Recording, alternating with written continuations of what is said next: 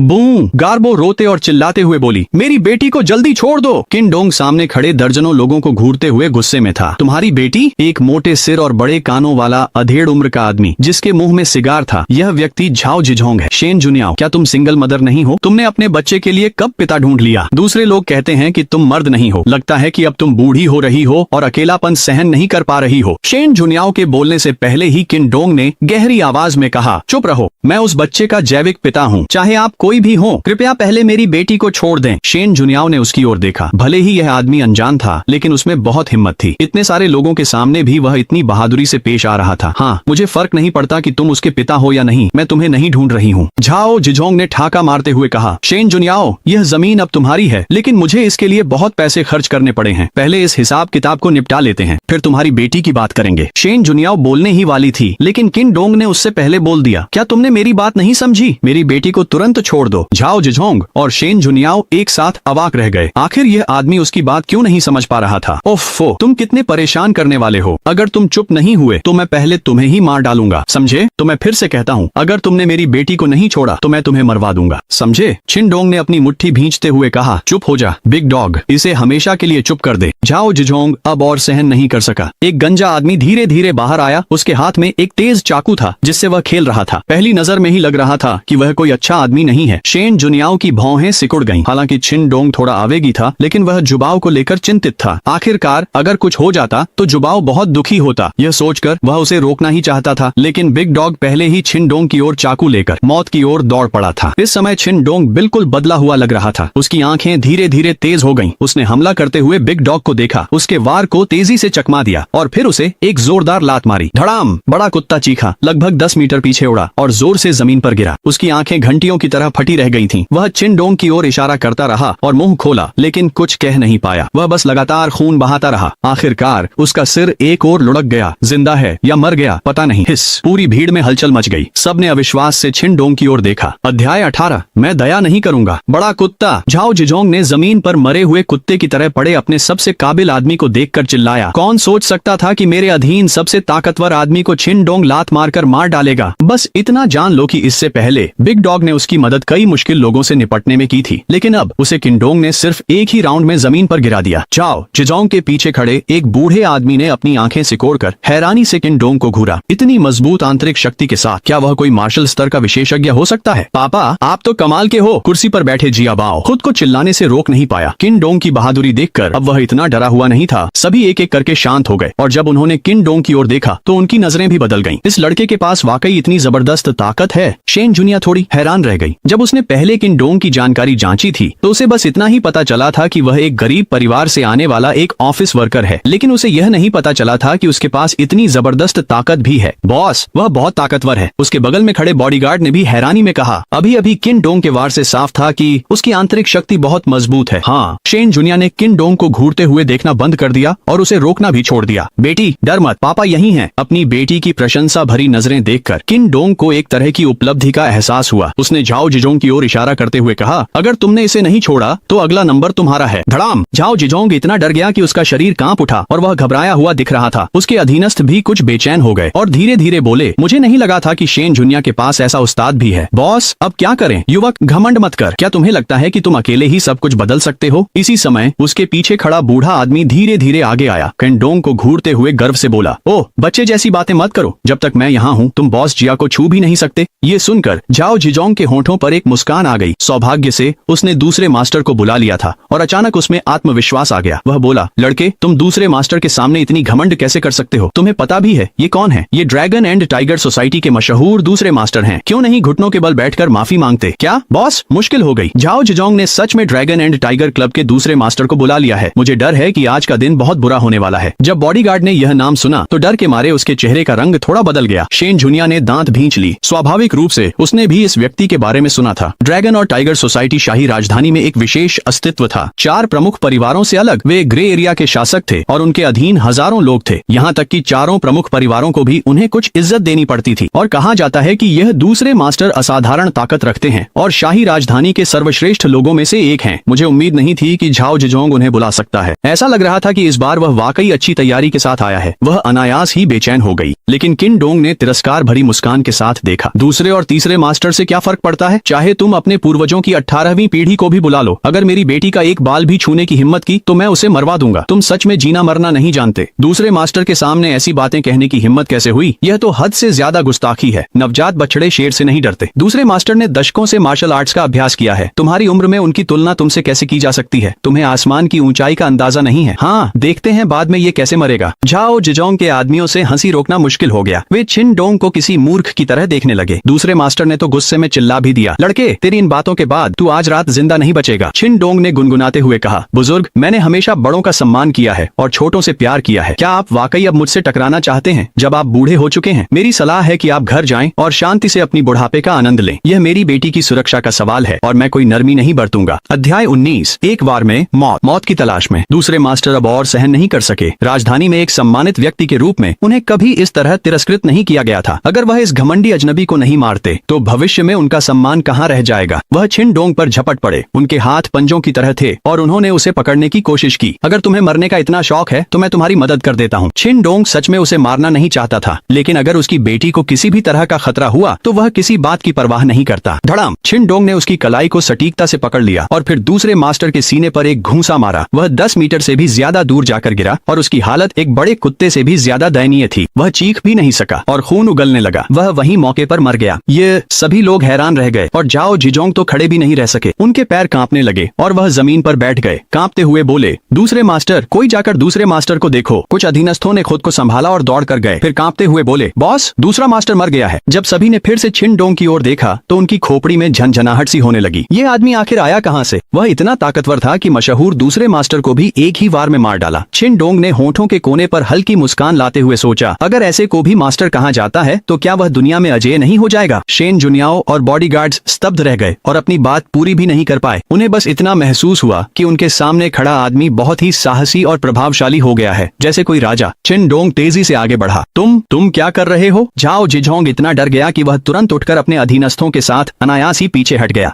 डरते हुए कि कहीं छिनडोंग उन पर हमला न कर दे। यह देखकर छिनडोंग मुस्कुराया, सीधे जाकर जियाबाओ की रस्सी खोली और फिर उसे गोद में उठा लिया। जियाबाओ, तुम ठीक हो? डरना मत, पापा यहाँ हैं। पापा, आप तो बहुत जबरदस्त थे। मुझे बुरे लोगों से बिल्कुल भी डर नहीं लगा। जियाबाओ ने उसके गाल पर एक किस किया। ये पहली बार था जब छिनडोंग को अपने बच्चे की स्वीकृति मिली और वह पूरी तरह से भावुक होकर रो पड़ा। ठीक है, पापा हमेशा तुम्हारी रक्षा करेंगे और अब से हम बुरे लोगों से कभी नहीं डरेंगे। इसके बाद उसने एक हाथ में जियाबाओ को थामा, झाओ जिजोंग की ओर घूरते हुए कहा, तुम्हें खुश होना चाहिए कि मेरी बेटी को कोई चोट नहीं आई, वरना तुम्हारी हालत और भी बुरी होती। मैं झाओ जिजोंग के पास कहने के लिए कुछ नहीं था। छिनडोंग शेन जुनियाओ के पास लौटा और धीरे से बोला, जियाबाओ, ठीक है, अब और क्या करना चाहती हो? उसने खुद को संभाला और अपने विचारों को समेटते हुए कहा, अच्छा है कि वह ठीक है, चलो वापस चलते हैं। तो फिर? किनडोंग ने घबराते हुए कहा, वो दोनों तो शायद मेरी वजह से मर ही गए। मैं अध्याय 20। शेन परिवार की त्रासदी। यह कहने के बाद उसने जल्दी से अपना मोबाइल फोन उठाया और घर का नंबर डायल किया, लेकिन कोई भी कॉल कनेक्ट नहीं हो पाई। फोन क्यों नहीं उठा रहे हो? सचिव ने जल्दी से कहा। शेन साहब, कृपया शांत हो जाइए। मैंने सुना है कि इस आग से कोई भी नहीं बच पाया। शेन जुनिया हैरान रह गए, खड़े हो गए और बोले, तुरंत फ्लाइट टिकट बुक करो, मुझे वापस जाना है। सचिव ने जवाब दिया, शेन साहब, आपको जिनले जिनलिंग छोड़े लगभग 5 साल हो गए हैं। क्या आपको लगता है कि यह आग लगना एक हादसा था, वरना कोई भी कैसे नहीं बच पाता? अगर आप अभी वापस जाते हैं तो निश्चित ही आप पर नजर रखी जाएगी। परेशान मत होइए, जब तक हमें सच्चाई पता नहीं चल जाती तब तक कोई फैसला लेना देर नहीं होगी। ये सुनकर वह जल्दी से शांत हो गयी और सिर हिलाकर बोली, तुम सही कह रहे हो, जल्दी करो, तुरंत किसी को जिनलिंग भेजो ताकि पता चल सके कि वहाँ क्या हुआ है। ठीक है, मैं अभी करता हूँ। सचिव के जाने के बाद शेन झुनिया फर्श से छत तक की खिड़की के पास चली गयी। उनकी आंखें पहले ही नम हो चुकी थीं। बाहर वालों की नजर में वह इंपीरियल सिटी की रानी है, सैकड़ों अरब की संपत्ति वाली अमीर महिला, लेकिन कोई नहीं जानता कि यह सब मजबूरी में है। अगर शेन परिवार उस आदमी को नाराज करने की हिम्मत करता जिसे वह पसंद आ गई थी, तो वह इन विट्रो फर्टिलाइजेशन के जरिए गर्भवती क्यों होती? वह 5 साल से अपने घर में ही फंसी हुई थी और लौट नहीं सकी। यहाँ तक कि माता पिता और रिश्तेदार भी एक दूसरे से मिलने की हिम्मत नहीं करते। आंसू पोंछते हुए उसने पीला पड़ा चेहरा ले फोन उठाया और नंबर डायल किया। हेलो जुनिया, क्या तुम्हें शेन परिवार के बारे में पता है? दूसरी तरफ से एक गहरी आवाज आई, दादाजी सॉन्ग, क्या आपको सच्चाई पता है? शेन झुनिया ने कांपती आवाज में कहा, मुझे बताइए, असल में क्या हुआ था? क्या वही व्यक्ति था जिसने यह किया? अरे झुनिया, जांच मत करो और बदला लेने के बारे में मत सोचो। दूसरी तरफ वाले ने आह भरते हुए कहा, तुम्हारे दादाजी और मेरे बीच कई सालों से भाईचारा रहा है और शेन परिवार की त्रासदी ने मुझे बहुत दुखी किया है, लेकिन अब जब तुम इंपीरियल कैपिटल में बस चुके हो तो अच्छी तरह से जीवन जियो, वरना मुझे डर है कि कहीं तुम भी। दादाजी सॉन्ग, क्या वाकई वही था? शेन झुनिया ने कांपती हुई आवाज में पूछा। क्यों, 5 साल बीत गए हैं, फिर भी वह शेन परिवार को छोड़ने को तैयार नहीं है? क्या शेन परिवार के दर्जनों सदस्य यूं ही अन्यायपूर्ण तरीके से मर गए? अगर मैं कुछ न करूं तो इस दुनिया में जीने की मेरी क्या इज्जत रह जाएगी? झुनिया, जिंदा रहना सबसे जरूरी है। तुम शेन परिवार की इकलौती संतान हो। अगर तुम्हारे दादाजी स्वर्ग में हैं, तो वे भी नहीं चाहेंगे कि तुम वापस जाओ। ये कहने के बाद फोन कट गया। शेन झुनिया फिर से खिड़की के सामने लेट गई और फूट फूट कर रोने लगी। वह हमेशा खुद को एक अजेय मजबूत महिला की तरह पेश करती रही है और जब उसे जबरन जाना पड़ा तब भी उसने कभी आंसू नहीं बहाए। लेकिन अब जब अचानक उसे यह खबर मिली कि पूरे शेन परिवार को चुप करा दिया गया है, तो वह खुद को कैसे संभाल सकती थी? इसी समय किन डोंग ने हवेली के पास एक एकांत जगह ढूंढकर अभ्यास करना शुरू किया। जादुई सूत्रों के अलावा वह पवित्र चिकित्सा और अल्केमी कौशल का भी गहराई से अध्ययन कर रहा था। दोपहर तक उसने अपनी आंखें नहीं खोली और पहाड़ी के पास औषधीय जड़ी बूटियों की तलाश करने लगा, लेकिन दुर्भाग्यवश उसे ज्यादा कुछ नहीं मिला। ऐसा लगता है कि अगर औषधीय जड़ी बूटियों से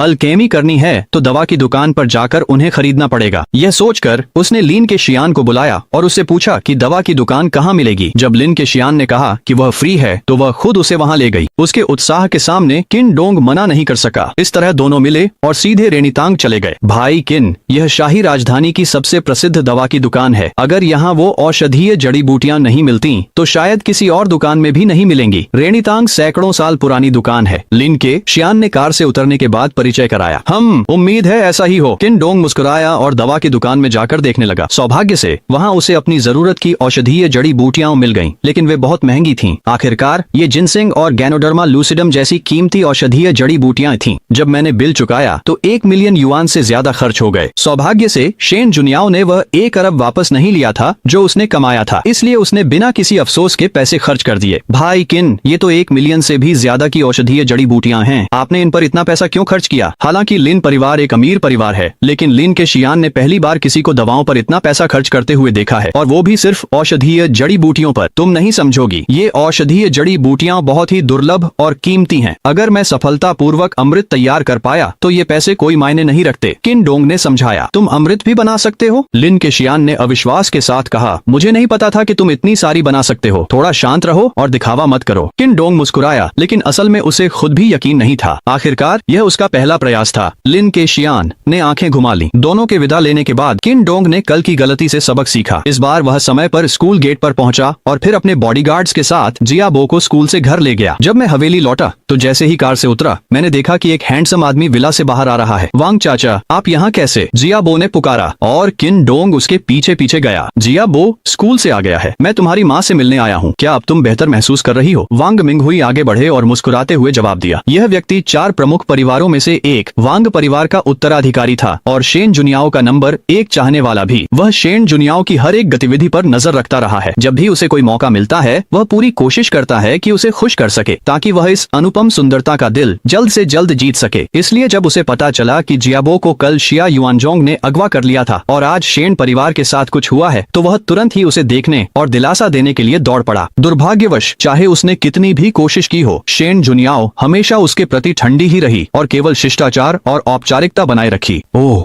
वोंग अंकल, मैं अब बिल्कुल स्वस्थ हूँ। मुझे अब इंजेक्शन और दवाइयों की जरूरत नहीं है। नहीं है। जियाबाओ मुस्कुराकर बोला, अब जब पापा हर दिन मेरे साथ रहते हैं तो जियाबाओ सबसे ज्यादा खुश है।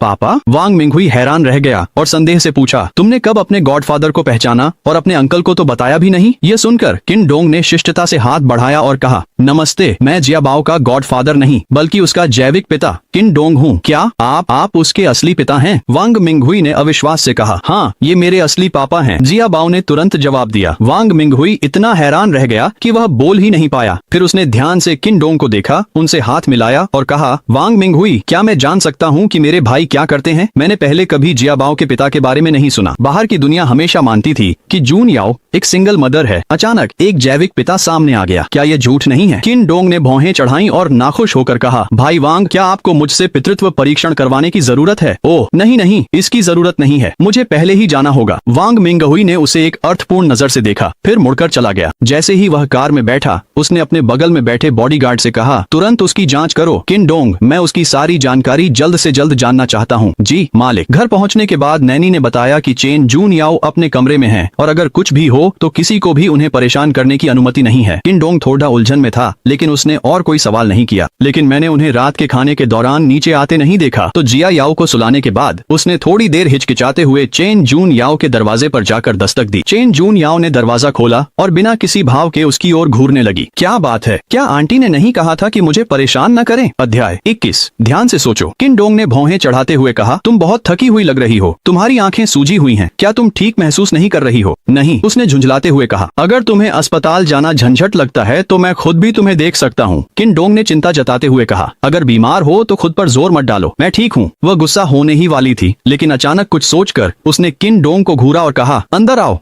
मैं तुम्हें अंदर आने दे रही हूँ, समझ में नहीं आया? उसने ठंडे स्वर में कहा। ये तुमने खुद कहा है। किन डोंग ने मन ही मन सोचा कि यह औरत वाकई अजीब है। उसने उसे चेतावनी दी थी कि वह फिर कभी उसके कमरे में न आए, लेकिन अब वही उसे अंदर बुला रही थी। क्या ऐसा हो सकता है कि कल उसने जियाबाओ की जान बचाई थी, इसलिए अब उसका उसके प्रति नजरिया बदल गया है? चेन जून याओ सीधे बालकनी पर गई और बाहर के दृश्य को देखने लगी। उसके हाथ में मोबाइल था और वह न जाने क्या सोच रही थी। उसके उदास और चिड़चिड़े मूड को महसूस कर किन डोंग को कुछ गलत लगा और उसने धीरे से पूछा, तुम्हें क्या हुआ है? अगर मैं तुम्हें जियाबाओ की कस्टडी दे दूं तो क्या तुम वादा कर सकते हो कि जिंदगी भर न तो शादी करोगे और न ही बच्चे पैदा करोगे? वह बहुत देर तक सोचती रही, फिर अचानक किन डोंग को घूरते हुए पूछा। धड़ाम। किन डोंग हैरान रह गया। उसे उम्मीद नहीं थी कि वह अचानक ऐसा कह देगी। उसने अविश्वास में कहा, क्या तुम सच में कह रही हो? क्या तुम्हें लगता है मैं मजाक कर रही हूँ? क्यों? क्या तुम्हें जियाबाओ सबसे ज्यादा प्यारा नहीं है? क्या आज का वांग मिंगहुई है? चिन डोंग ने पूछा। तुम उससे शादी करना चाहती हो, लेकिन दूसरी तरफ जियाबाओ को स्वीकार नहीं करता? शेन जुनिया गुस्से में भर गई और गुस्से में उस पर पैर पटक दिया। क्या बकवास है,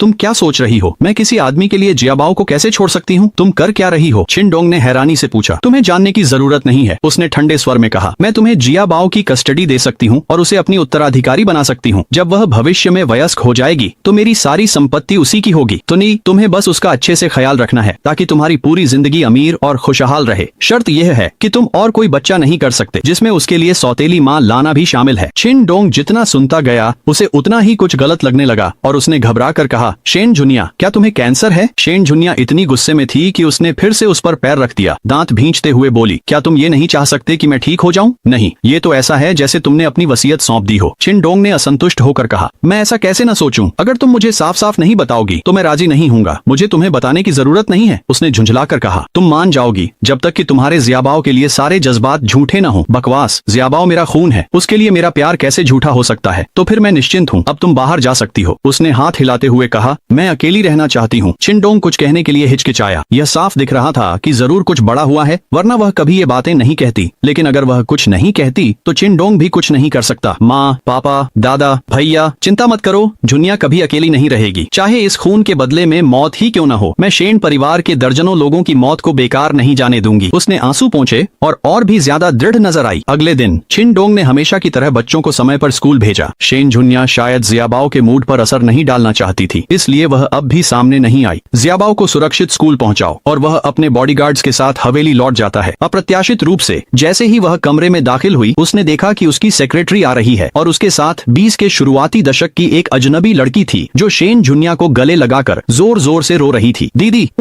वह मर गया। शेन परिवार के सभी लोग मर गए। वही लोग थे, उन्हीं लोगों ने ये किया है। यह सुनकर चिन डोंग वहीं रुक गया और चुपचाप उनकी ओर देखने लगा। जब शेन जुनिया ने उसे देखा तो उसने जल्दी से अपनी आंखों के आंसू पोंछ पोंछे और कहा, लिली तुम डर गई हो, बाकी सब मेरी बड़ी बहन संभाल लेंगी, तुम ऊपर जाकर अच्छे से आराम करो। ये कहने के बाद उसने सेक्रेटरी को इशारा किया। सेक्रेटरी तुरंत लिली को ऊपर ले गई। तुमने जो मैंने कल रात कहा था उस पर क्या विचार किया है? शेन झुनिया ने छिन डोंग की ओर गंभीरता से देखा और कहा, अध्याय 22 बुरी आत्मा का वश। शेन झुनिया की आंखों में देखकर छिन डोंग को और भी पक्का यकीन हो गया कि क्या हुआ था। तुम्हें फालतू बातें करने की जरूरत नहीं है, गार्बो मेरी बेटी है।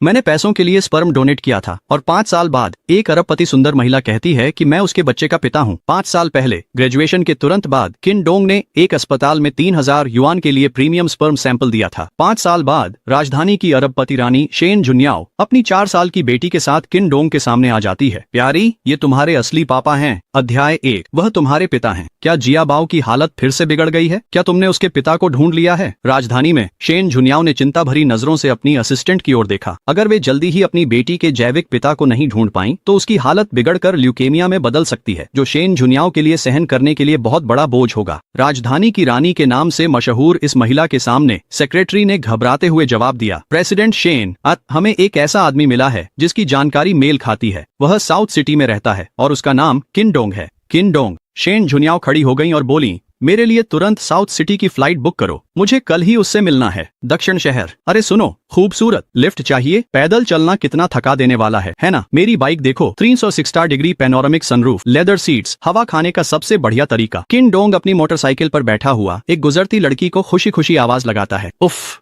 कितना घटिया आदमी है। लड़की ने उसे हिकारत भरी नजर से देखा और आगे खड़ी पोर्शे में बैठ गई। यार, पैसे कमाना तो मिट्टी खाने जितना मुश्किल है। टैक्सी बाइक का धंधा हर दिन और कठिन होता जा रहा है। किन डोंग ने अपने माथे से पसीना पोंछा और भी ज्यादा हताश महसूस करने लगा। अभी पिछले महीने तक वह एक फाइनेंस कंपनी का डायरेक्टर था, हर महीने 5 अंकों की कमाई करता था और उसकी एक खूबसूरत और हॉट गर्लफ्रेंड थी। एक गरीब परिवार से आने वाले आदमी के लिए यह जीवन की छोटी जैसा महसूस होता था, लेकिन उसकी किस्मत तब पलट गई जब वह एक प्रोजेक्ट में फेल हो गया और 10 मिलियन युआन से ज्यादा गंवा बैठा। वह बलि का बकरा बना दिया गया और उसे बाहर निकाल दिया गया। हालात और भी खराब तब हो गए जब पता चला कि उसकी गर्लफ्रेंड पहले से ही उसके बॉस के साथ चुपचाप संबंध बना रही थी और उनका ब्रेकअप भी बहुत बुरा हुआ था। अगर ये हालात न होते और उसकी एक्स और बॉस ने उसके बारे में बुरी बातें न फैलाई होती तो उसे अपनी इंडस्ट्री में ब्लैक लिस्ट न किया जाता और वह आजीविका के लिए बाइक चलाने को मजबूर न होता। बस मेरी ही किस्मत खराब है, मैंने कौन से भगवान को नाराज कर दिया। किन डोंग बड़बड़ाता हुआ अपने किराए के कमरे की ओर लौट गया। जैसे ही वह अपनी मोटरसाइकिल से उतरा, उसने पास में एक रोल्स रॉयस खड़ी देखी, जिससे उसके कदम वहीं रुक गए। इतनी महंगी कार इस जर्जर जगह पर क्यों खड़ी है? उसी वक्त काले सूट पहने 2 बॉडीगार्ड और एक लंबी टांगों वाली महिला सचिव कार से बाहर निकले और आदर पूर्वक पीछे का दरवाजा खोला। एक महिला जो बेहद आकर्षक और ग्लैमरस कपड़ों में थी धीरे धीरे बाहर निकली। उसके हाई हील्स सबसे पहले जमीन पर पड़े। उसने काले रंग का चश्मा पहन रखा था। उसकी लंबाई 1.7 मीटर थी। बेटी बिल्कुल अपने पिता पर गई है। बिल्कुल सही,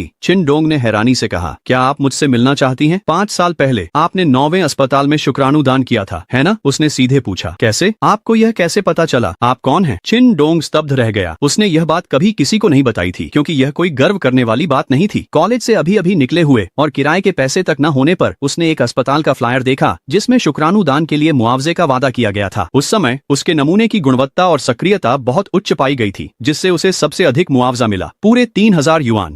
चाहे मैं मानना न भी चाहूँ वह, लेकिन आप ही वो व्यक्ति हैं जिसे मैं ढूंढ रही थी। कृपया मेरे साथ चलिए, शेन झुनियाओ ने गहरी सांस लेते हुए कहा। रुकिए, मुझे आपके साथ क्यों जाना चाहिए? उसने सतर्कता से पूछा। आखिर आप हैं कौन? उसके सवाल पूरा करने से पहले ही सचिव ने उसे 10,000 युआन नकद थमा दिए। किन साहब, चिंता मत कीजिए, हमारा कोई बुरा इरादा नहीं है, हमें बस आपको अपने साथ ले जाना है। यह सिर्फ आपके यात्रा खर्च के लिए है। यात्रा खर्च? किन डोंग हैरान रह गया। ये पूरी रकम मेरे लिए है? हाँ ठीक है, मैं गाड़ी में बैठता हूँ। किन डोंग ने पैसे लेने में बिल्कुल भी हिचकिचाहट नहीं दिखाई। डरने की आखिर जरूरत ही क्या थी? आखिरकार वह एक महिला ही तो थी। आधे घंटे बाद वे एक निजी अस्पताल के स्वीट में पहुंचे। केंडोंग उनके पीछे पीछे चलता रहा, शेन झुनियाओ पर नजर रखते हुए। वह वित्तीय क्षेत्र में अमीर लोगों से मिल चुका था, लेकिन उसने कभी किसी में इतनी जबरदस्त मौजूदगी महसूस नहीं की थी। उसके भीतर जो शाही आभा थी वह पूरी तरह स्वाभाविक लगती थी। ऐसा कुछ नहीं था जिसे कोई दिखावा कर सके। हम अस्पताल क्यों आए हैं? कहीं वह मुझसे जबरदस्ती किडनी तो नहीं बिकवाने वाली? ये सोचकर केंडोंग बेचैन हो गया, लेकिन उसके पीछे खड़े 2 बॉडीगार्ड्स के कारण वह भागने की हिम्मत नहीं कर सका। जैसे ही वे कमरे में दाखिल हुए, एक डॉक्टर ने अभी जांच पूरी की थी। मिस शेन, आपकी बेटी की हालत स्थिर है, लेकिन उसे जल्द ही सर्जरी की जरूरत है। वह अब होश में है। अगर आपको किसी भी चीज की जरूरत हो तो मुझे बुला लीजिए, डॉक्टर ने समझाया। धन्यवाद डॉक्टर, शेन झुनियाओ ने सिर हिलाया। मम्मी, हम कहाँ हैं? बिस्तर से एक कमजोर आवाज आई, जहाँ एक पीली सी 4 साल की बच्ची लेटी थी। शेन झुनियाओ का व्यवहार पूरी तरह से नरम पड़ गया जब उन्होंने प्यार से अपनी बेटी के गाल को सहलाया।